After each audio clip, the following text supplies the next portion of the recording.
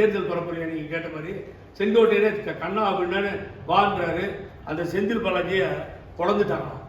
Language பாருங்க. நான் முதல்ல போய் இங்கேயே படிச்சுட்டு வா ஸ்கூல்ல போய் சனிங்க இல்லை குழந்துட்டாங்கன்னா என்ன பைபாஸ் சர்ஜரி செஞ்சுட்டு இருக்காரு அவரு. உன்னை குழந்துட்டாங்க தம்பி, உன்னை முடிச்சிருவாங்க தம்பி, தம்பி உன்னை முடிச்சிருவாங்க கம்ப்ளீட்டா.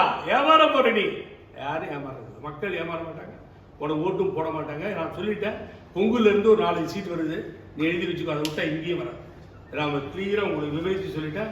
இது கேவலமான பேச்சுகள்.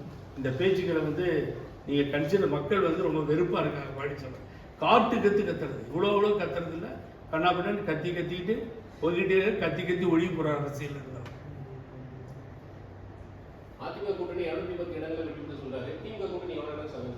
சார் பழனிசாமி இங்கே பிக்சர்லேயே இல்லை. நான் சொல்லிட்டேன், சிங்கிள் டிஜிட்ல போய் முடியும். நீங்கள் அதை தூக்கி பிம்பத்தை கட்டுறாங்க. நான் அந்த தொலைக்காட்சி பேரை சொல்ல விரும்புகிறேன். நம்பர் 1 நம்பர் 2 தொலைக்காட்சியாக இருக்காது, அதுதான் தூக்கி நிறுத்துது. அந்த தொலைக்காட்சி மன்னிப்பு கேட்டது, போன தேர்தல் தவறான ரிசல்ட் சொல்லிட்டேன்னு சொல்லிட்டு. ஆகவே தவறான ஒரு பிரச்சாரத்தை செய்து கொண்டிருக்கிறார். இது வரைக்கும் நான் எப்பயுமே தொலைக்காட்சி பற்றி தவறாக பேசுறது, ஆனால் தவறான கருத்தை கொண்டு போய் நிறுத்தி பழனிசாமி பர்ச்சேஸ் பண்ணிட்டார். ஆகவே ஓப்பனாக சொல்கிறேன், நியூஸ் 7 அவருடைய பேச்சு தான் கேட்கும். அந்த மாதிரி பண்ணி வச்சுட்டார். ஆகவே இப்போ பிம்பத்தை ஏற்படுத்துவது, இவர் இருக்கிற மாதிரியும் வர மாதிரியும் அப்படியே எதிர்கட்சியாக வந்துடுற மாதிரியும் ஒன்றும் நடக்காது. ஆகவே இதுதான் இறுதி தேர்தல். அவர் அங்கேயே ஸ்ட்ரகல் ஆகிட்டு இருக்காரு சார். எடப்பாடியிலே ஸ்ட்ரகல் ஆகிறாரு. அவன் வேற